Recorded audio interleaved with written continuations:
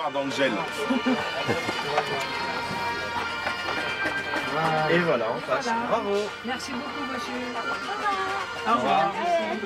Bien. Alors, qui est le concurrent suivant? Bonjour, tu t'appelles comment? Emmanuel. Emmanuel, tu sais jouer déjà? Et au début des temps, vous aviez un chevalier très puissant qui a essayé de trouver le trésor. Il arrive au village, près de là où se passe le trésor. Et en fait, il rencontre une vieille dame qui lui dit chevalier, faites attention, la forêt que vous devez traverser est magique. Une lumière, vous approchez. Deux lumières, n'approchez surtout pas. Le chevalier, non mais attendez, une vieille. Ouais, je suis chevalier, depuis quand je vais attendre, je vais écouter une vieille. Non mais franchement. Non mais vous rigolez là. Il y va dans la forêt, il se perd, parce que la forêt est magique, donc il se perd obligatoirement, et on arrive à la nuit. Et en arrivant à la nuit, il voit de lumière. Bon, il n'écoute pas, hein, les vieilles, ça raconte n'importe quoi, faut pas les écouter, c'est bien connu. Et là, qu'est-ce qui se passe? Il a bien fait de les écouter, remarque. Parce qu'en fait, il se fait manger par un dragon. Les lumières, c'était les deux yeux du dragon. Dommage. Puis bon, alors le trésor a toujours pas été trouvé. Puis les années passent et tout, et là, on a un aventurier universitaire. Alors attention, le mec, il est allé dans une université, il se croit plus intelligent que tout le monde. Il arrive au village, et là, il rencontre un vieux monsieur. Et le vieux monsieur lui dit, attention, la forêt est magique, une lumière vous avancez, deux lumières vous n'avancez pas. Non mais qu'est-ce que tu me racontes, moi j'ai fait l'université, attention, je sais tout mieux que tout le monde, non mais attends, t'es gentil. Il va dans la forêt et il met des marques à la craie, sur les arbres. Puis à un moment il se paume et puis il remarque que tous les arbres autour de lui ont une marque. Les arbres ils bougent.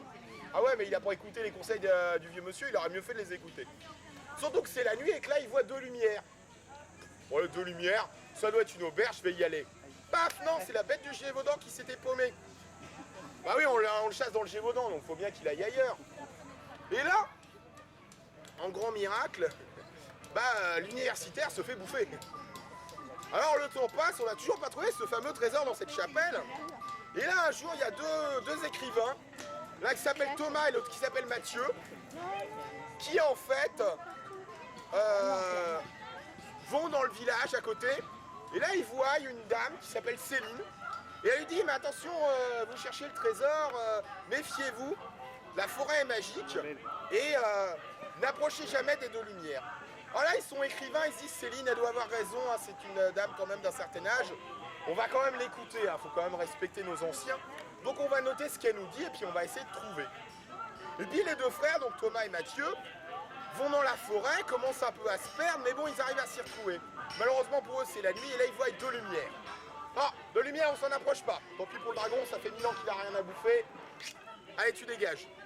Il continue un peu, il revoit deux petites lumières. De lumière, on n'approche pas. Tant pis pour la bête du Gévaudan, 500 ans qu'elle n'a pas bouffé, tant mieux pour elle. Et là, il voit une lumière.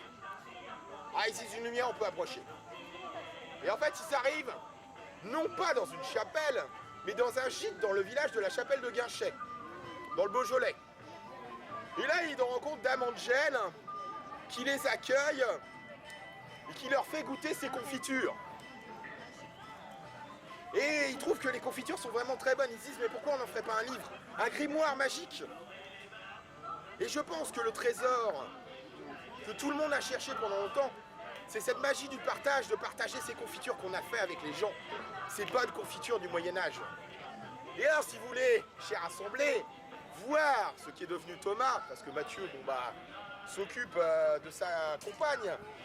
Thomas, il est un peu plus loin sur cette allée, et bien entendu, vous allez trouver les confitures d'Angèle et le fameux grimoire. Voilà, moi je vais m'en repartir sur mon stand de grimoire et de confiture. J'espère que vous avez aimé ces deux contes, et je vous souhaite une bonne journée. Voilà, dans son château de faire un mariage et d'avoir une reine et cette histoire est Rien du tout. perdu, fini. Ah, j'ai entendu terminer par là-bas, c'est très bien. Voilà, j'espère que ça vous a plu. On applaudit.